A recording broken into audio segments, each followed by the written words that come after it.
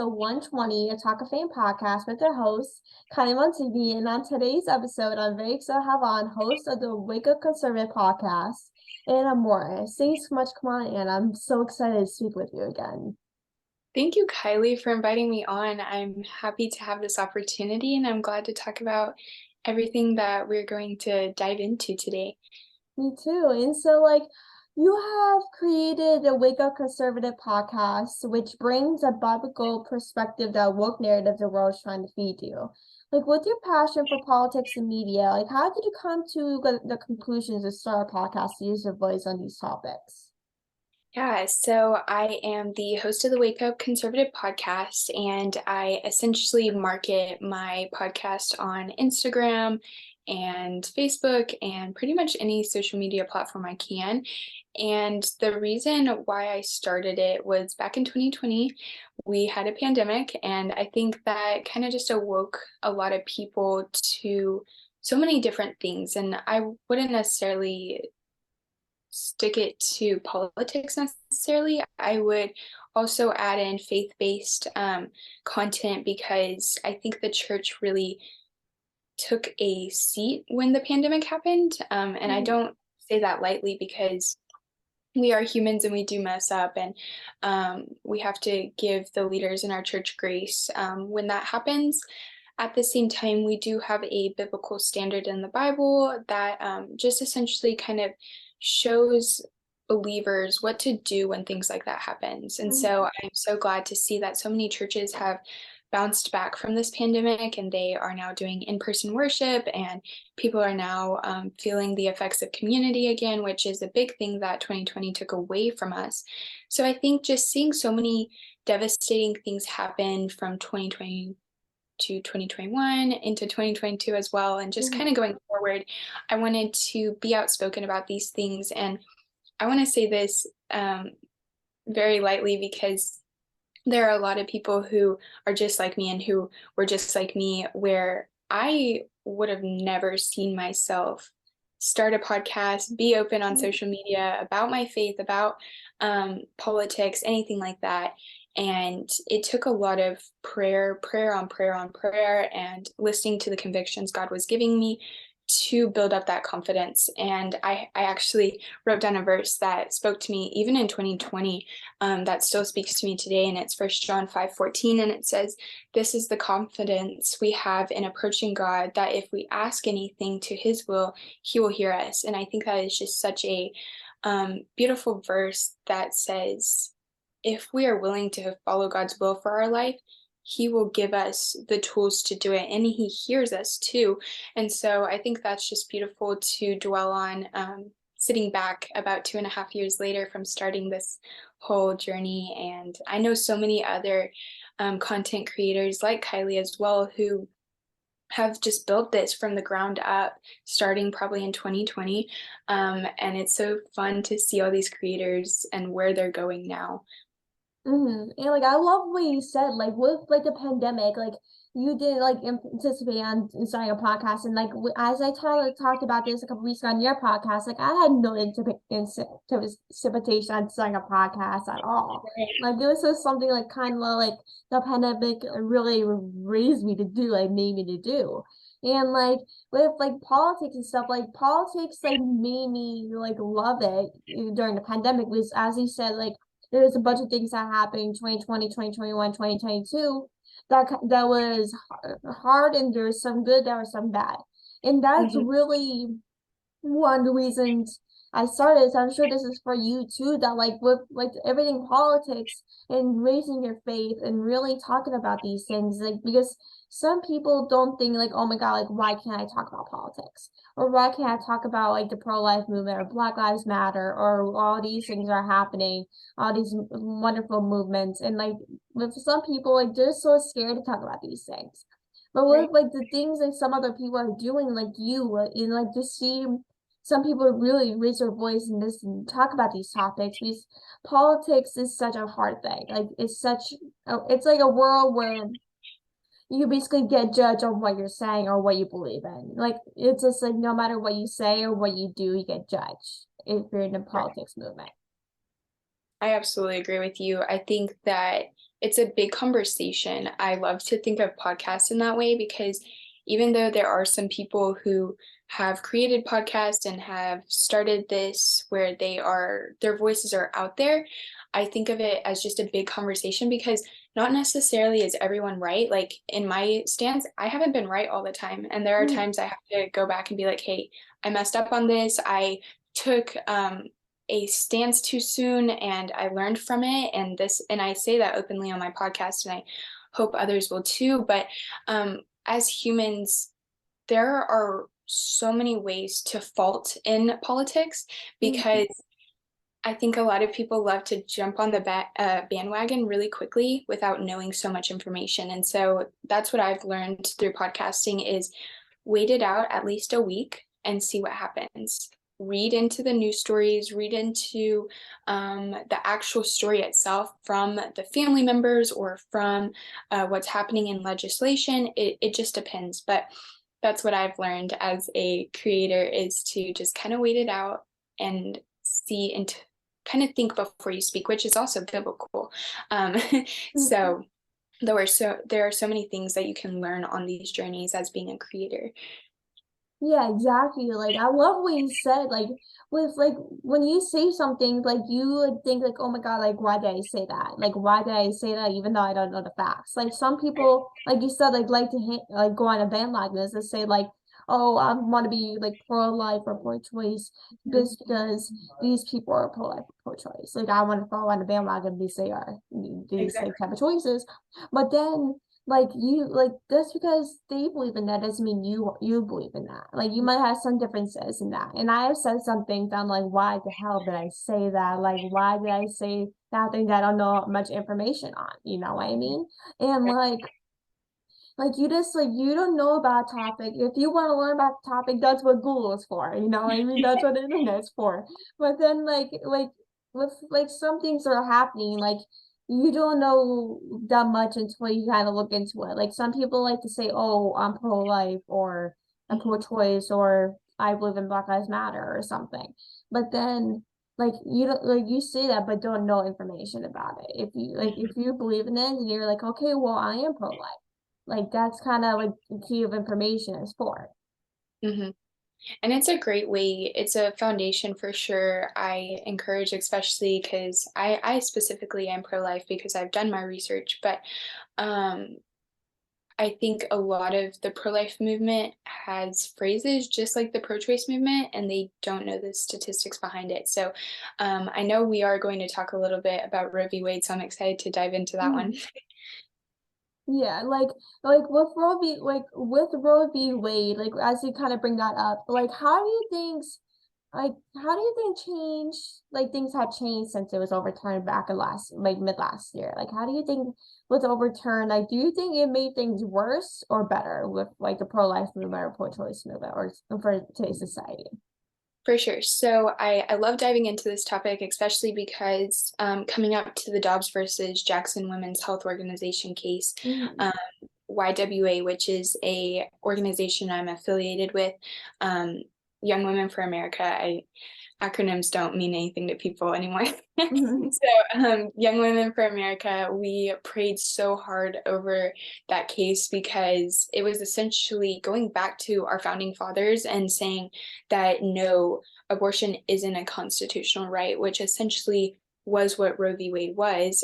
They did it on the liability of the mom. And so we prayed over it and we were just so invested into the judges who were reviewing the case. And I think there's so many things that people don't know happened leading up to Roe v. Wade. So that was one of them. That was one of the cases that happened that kind of led up to that reversal. But some statistics I want to read off is abortion in Texas, this isn't surprising because I'm from Texas. And Mhm. right before Roe v. Wade was overturned, we had a heartbeat bill, which essentially said that if a heartbeat's detected, which is even now it's before 16 weeks of pregnancy, you can not abort that baby, Mhm. which essentially makes moral sense. If you know the baby's alive, which is by heartbeat,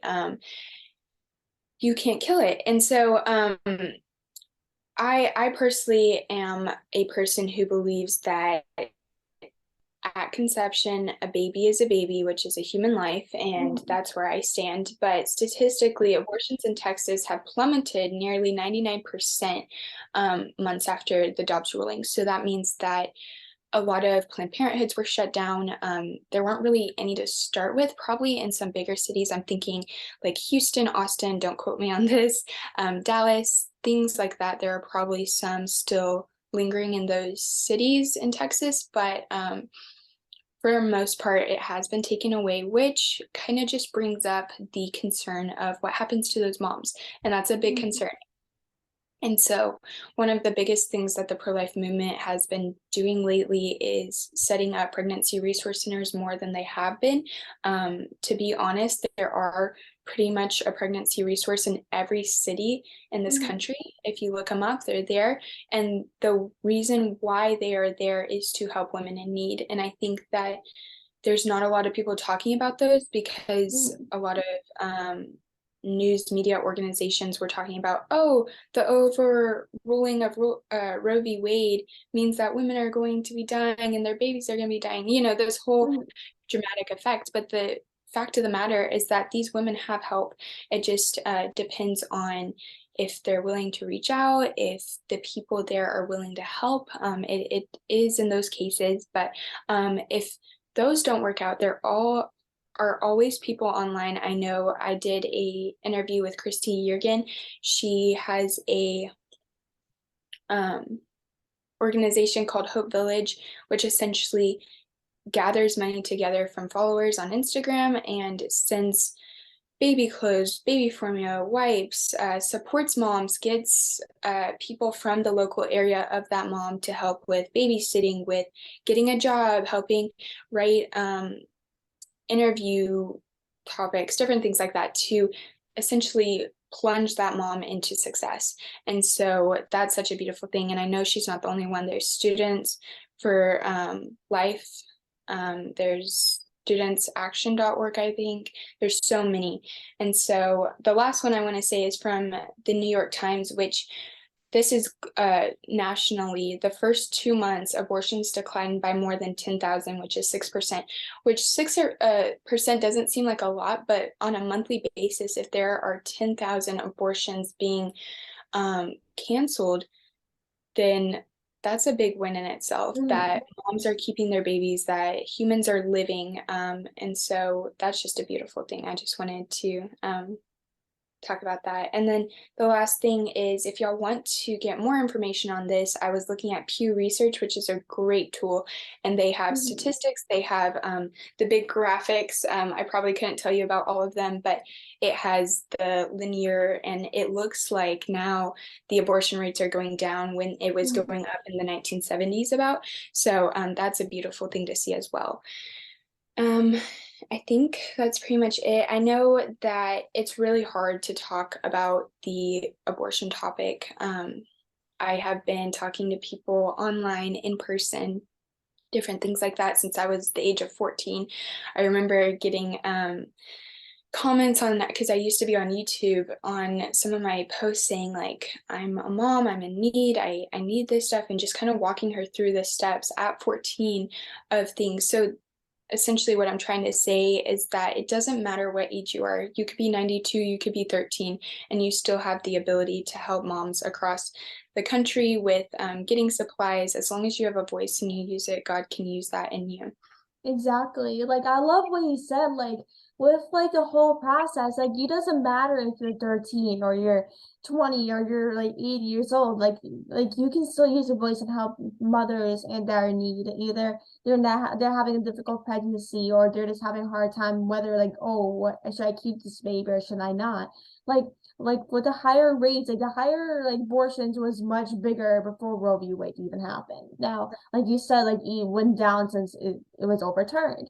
And with Roe v. Wade overturned, a lot of people thought the road was ending. A lot of people thought, like, oh my gosh, like why is this like happening? Like what this is the stupidest idea I ever heard. Like, why are they overturning this? Like women are having difficult pregnancies. Like you may never know, like these babies might not survive this, but you may never know. Like I seen a post sometime today, earlier this morning, and this baby wasn't supposed to be born. Like it had like a birth defect or something. There's something like wrong with it, and the doctors didn't think he was gonna survive. That he was gonna pass away, and like he ended up like being birthed, and he was breathing, he was crying, he was fine, and ended up living for like 7 weeks. Like that's how you know like the prayer of God. You may never know how things happen. Doctors may say like, oh, these babies are not gonna be born, they might be alive, they might die at birth. But Mhm. then like you see these amazing things, like this baby lived up to 7 weeks and he was supposed to die in the womb or stuff and stuff like that. Like you see all these miracles happening, but then like you think like, oh my God, baby should be born. But then you see all these miracle babies happening and you think like, oh my God, this is what like having kids are for. Like miracles are supposed to happen. I think it also just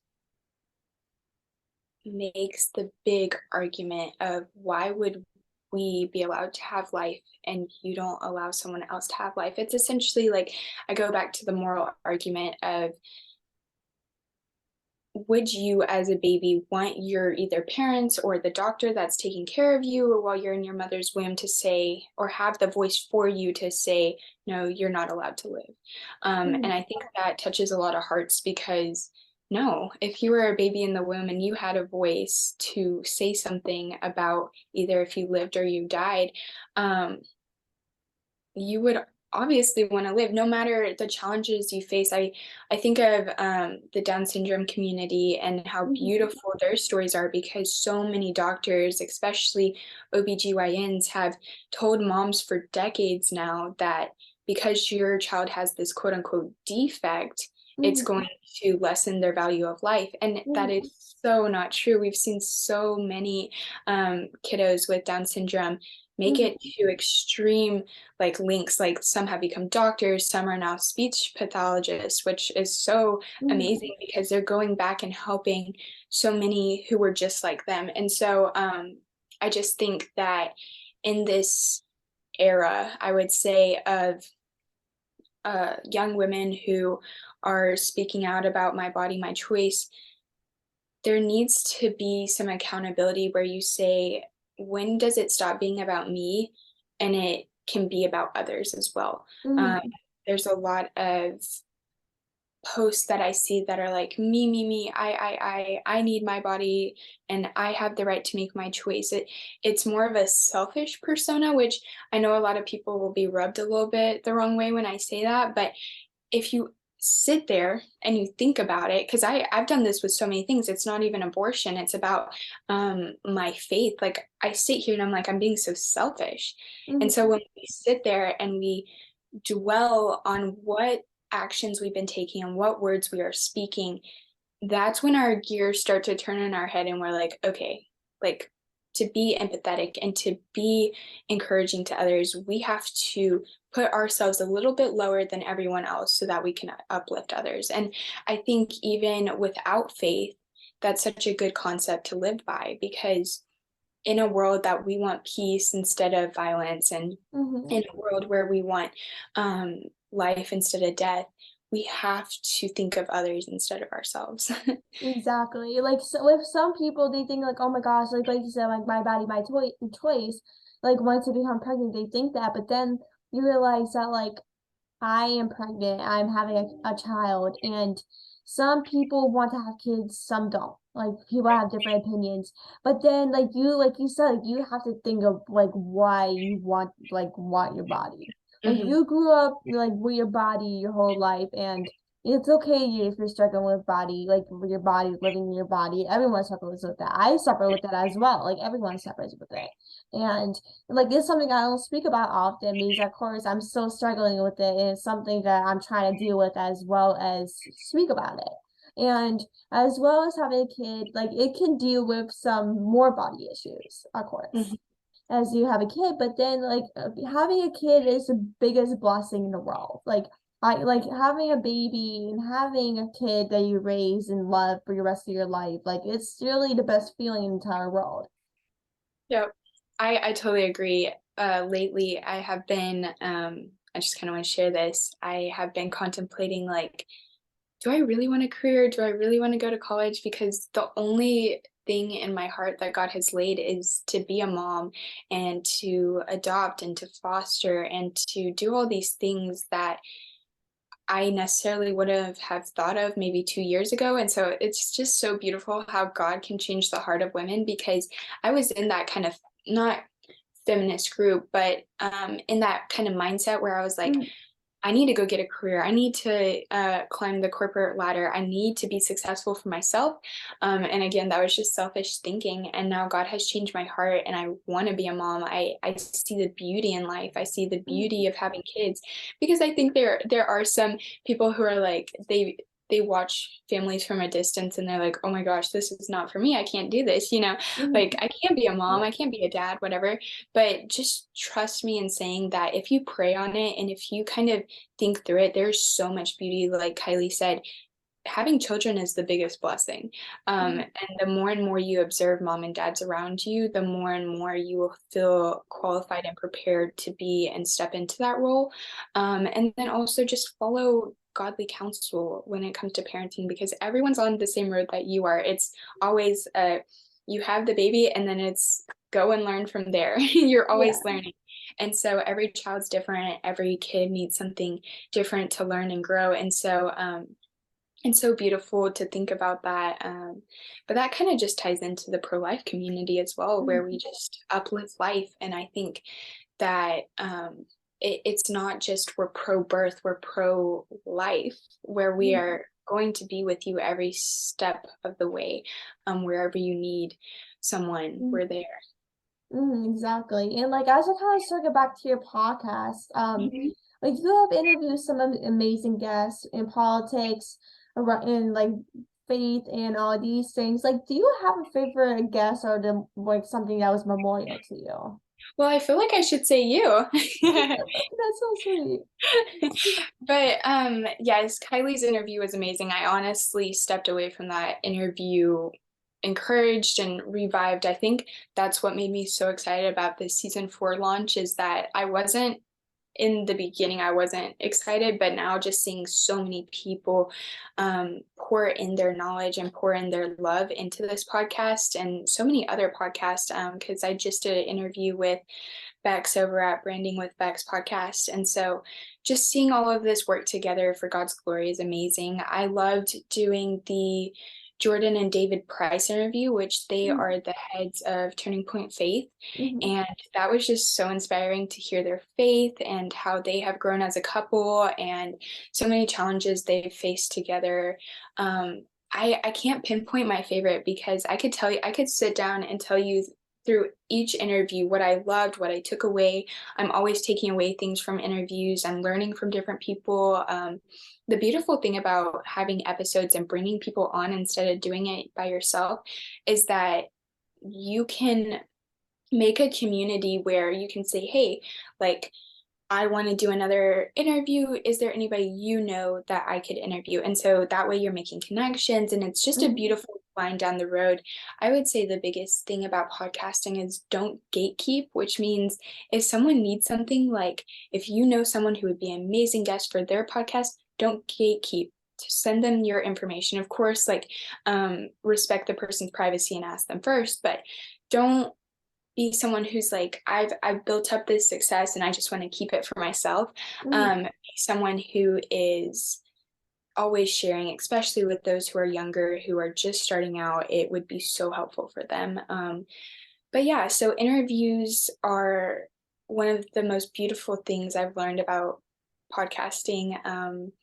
We've talked about different topics like pro-life, we've talked about gun control, we've talked mhm, about um, policies being made and legislation, we've talked about faith, we've talked about God, we've talked about hardships, mhm, we've talked about how to live a healthy life, how to get rid of toxic metals in your life. There are so mhm. many things we've talked about, and it's just been such a beautiful journey. But what about you? What has been your favorite interview? Yeah, like you said, like I really like enjoyed like every single interview. Like you said, like with every interview, like you really like take away different things from each interview. Like you learn from every person you interview, you learn their journey, you learn their beliefs, you learn about their life. Like you learn different things in different aspects. Like well for me, like I love doing this episode with you. My previous episodes, I love doing interview with Madison Watkins. I adored her before I even had her on. Giles Marini, Caroline Smith. Like there's so many people I love. Like I wish I could say I can go on. Like there's like a whole list. But Yes. then like those are kind of like some of my favorite interviews if I can name some. But like with any interview, like every interview is my favorite. Like there's really no Pacific interview that like I hate or love. Like of course there are some awkward interviews. You're like, well, why did I do this? Like why did I do this interview and stuff like that? But that's like a part of the journalism world. Like you're like, oh, why did I say that? Why did I ask this question? I wish I like asked better questions. But then like as a journalist, like there's still time to grow as a journalist, no Mhm. matter how old you are. You might be 22, you might be in the 50s, you might be 15, like no matter how you are, like you still have time to grow. I'm still growing as a journalist and I've been doing this for almost 2 years. Like there's Yeah. always still time to grow. And like with interviews, like with like we talked many topics, like there's so many topics we talked about, but then like no matter how many guests I had on, everyone is like I learned something different each interview, Mhm. you know. Yeah, I resonate with that because there are some times where it's like awkward and it's probably on my end where I'm like, I ask the wrong question or I stutter or something like that. But I Mm-hmm. just think back to the story of Moses in the Bible where he's Mm-hmm. like, God, no, I can't speak for you. And God's like, I literally gave you a voice. Like I am the person who gave you a voice. Please be the person on earth who can take the Israelites out of Egypt. And I dwell on that because Moses was where I was at in 2020. I was like, no, God, I can't do this. People are going to make fun of me. I'm not going to be cool anymore or anything like Mm-hmm. that. But ultimately, it's dying to myself, which sounds so crazy, but Mm-hmm. I can explain it. Dying to yourself essentially means that you are letting go of that selfishness, letting go of the worldly desires you hold, which I think every believer kind of goes through, where they're like, oh my goodness, like I'm not following God's word. I'm not following who God wants me to be. And it's picking up your cross and following him daily. I've said that over and over again in my head the past few years. I'm like, I'm dying to myself, I'm picking up my cross and following him daily. And that's Mm-hmm. what has essentially moved me towards being more confident, being steady in prayer, being able to be community for others, because if you're not doing well, you can't be there for others. And so doing that on a daily basis has helped me be strong through hard times, be prayerful for others, and it's been a beautiful process. But I think that podcasting is just, it is what it is. It's beautiful. It's a come and go process. It doesn't depend on the people who are on with you, because everybody has something to give and everyone has something to go and take away from it. So I think that's a beautiful process. Mm-hmm. And like I wanted to ask you, like, what is like some advice to women are kind of contempting abortions or want to have abortions? Like, what is some advice kind of for them that want to have basically kids but are really kind of contempting about having an abortion? Yeah. So my story is that I was adopted when I Mm-hmm. was at the age of 2. And to kind of backtrack from that, I was abandoned by my birth mom, which essentially what we think is that she was in one of those situations that a lot of women find themselves in, where it's like, I don't have enough money to take care of this baby. I don't have the safety and protection that it needs. I need safety and protection. Um, and I'm saying that from my mom's perspective, that she needed safety and protection. Either there's so many different scenarios that moms find themselves in, and so I can sit there and sympathize and be empathetic towards you because I understand that. And so a beautiful thing is that I think that a lot of moms contemplate abortion, they contemplate adoption, they contemplate so many things. When you learn that you're pregnant, you are faced with the reality of, wow, this is happening, and so a lot of moms don't necessarily go towards the adoption side because of how kind of damaged our system is. Mm-hmm. And I would say that it is a hit or miss. I was fortunate to have a really loving family and one that has led me towards Christ. And so, but I know some foster kiddos who just haven't had the same experience. And again, Mm-hmm.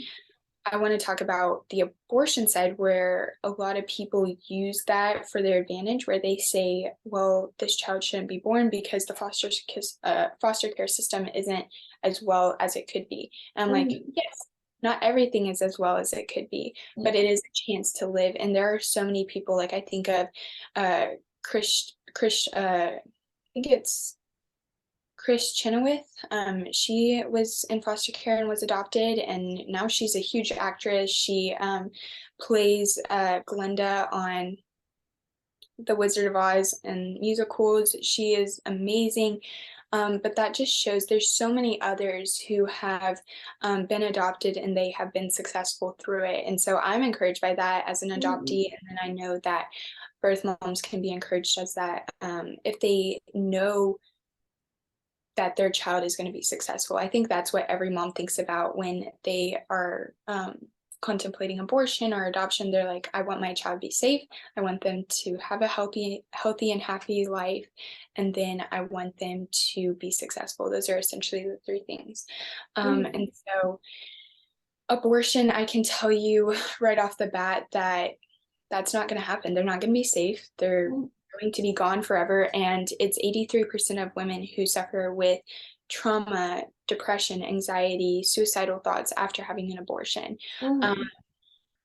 your child is essentially not existent anymore, and that hurts so much more. I don't think so many moms who are either contemplating abortion now or have had an abortion, they live with the guilt and fear of what they did. And I just want to say, as like a believer, that there is no condemnation in Christ. There is nothing that can separate you from the love of Christ, and there is nothing that can separate you from God. And so with that, you are forgiven through your sins, and so I know so many women who have dealt with abortion guilt and guilty for having teenage pregnancies or anything like that. And I think there is a stigma in the church that definitely needs to be fixed, that you can come to the Father in open arms, And so um, the abortion topic is hard because there's so many things we could talk about. We could talk Mm-hmm. about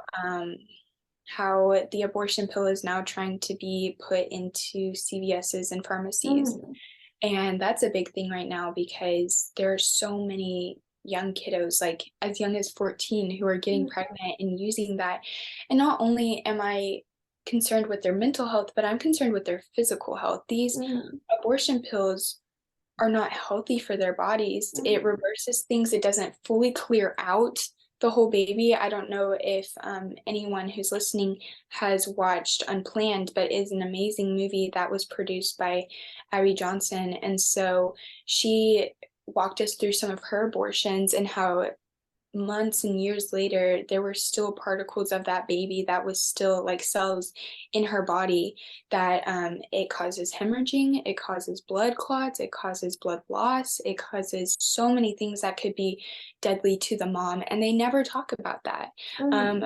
Health medical professionals never talk about how the mom can have severe effects from abortion and from abortion pills, but they talk about how it would hurt them to try to find a plan to keep them alive if they're in a dire pregnancy situation, which Mm-hmm. is only like 0.01% of the population now because our medical devices have become so Mm-hmm. technologically sound and safe. And there are so many doctors who have minds who make up plans that have been helpful for moms in those situations. And so I personally know a mom, I'm not going to name her by name, but she went through a really hard pregnancy and one that was scary for her and her baby. And they are now healthy, they are living and they're thriving. Her baby is very healthy. And so that's just an example that moms can have babies and they're still healthy and they're still living and they're beautiful, even if the doctor diagnoses them with a dire condition. So that's just a beautiful example. Yeah, I love that. Thank you so much for sharing that. Like, I never like knew those things. Like, those like are amazing. I'm sure the listeners would take so much away from this conversation. And thank you so much for coming on the podcast. I love speaking with you again. Like, you're seriously are amazing. Keep up with the good work, and I wish you all the best. And I'm sending prayers to you and your family, and I hope everything turns out okay. Thank you so Thank much for you, coming on.